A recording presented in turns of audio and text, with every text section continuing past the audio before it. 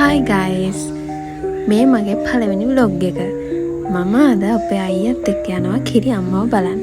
ඊට කලින් කිරි අම්මට රෑට කැමරේ මොනවා හරි ගන්න අපි ටවුන් එකට යන ගමන් තමයි මේ ඉන්නේ. අද පොය දවසක් නිසා කඩවල් ගොඩක් වහලා තිබ්බේ.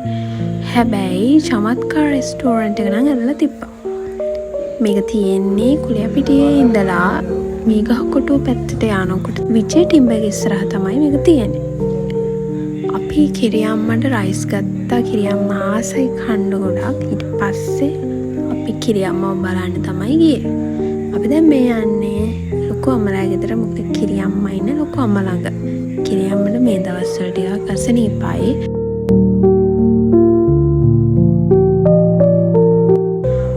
මේ ඉන්නේ අපේ කිරි අම්මා.